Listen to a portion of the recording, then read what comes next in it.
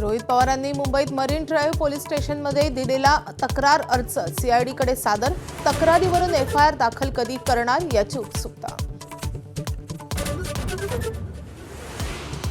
DGCA आणि व्हीएसआर company विरोधात रोहित पवार आक्रमक. तक्रार दाखल करणार पण गुन्हा दाखल करून घेण्यास पोलिसांचा नकार.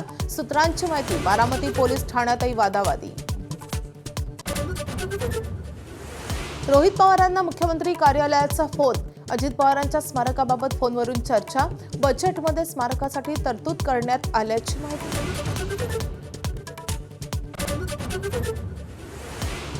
व्हीएसआर कंपनीचे विमान शिवसेनेचे नेते वापरणार नाहीत. शिवसेनेच्या नेते मंत्र्यांची सूचना.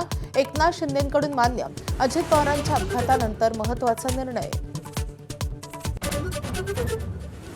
राष्ट्रवादीच्या राष्ट्रीय अध्यक्षपदाची आज निवड होणार. उपमुख्यमंत्री सुनेत्रा पवारांचे राष्ट्रीय अध्यक्ष म्हणून अधिकृत घोषणा होणार. आज संध्याकाळी 5 वाजता पक्षाच्या राष्ट्रीय कार्यकारिणीची बैठक.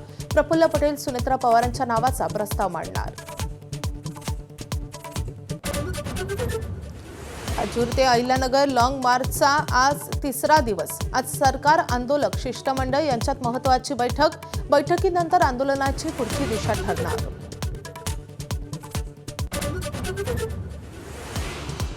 मुंबईतील बेस्ट बस सेवेची वाटचाल खासगीकरणाकडे. महापालिकेच्या मालकीच्या उरल्या 249 बस.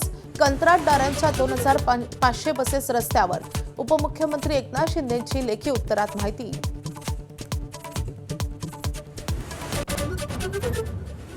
दक्षिण मुंबईतील पूर्व पश्चिम प्रवास होणार अधिक सुलभ.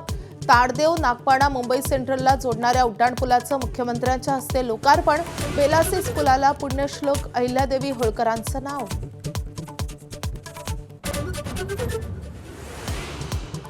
छत्रपती संभाजीनगरमधील शहागंज परिसरात महापालिकेकडून तोडक कारवाई. फेरीवाल्याकडून दाम्पत्याला मारहाण केल्यानंतर महापालिकेचा अतिक्रमणावर हातोडा.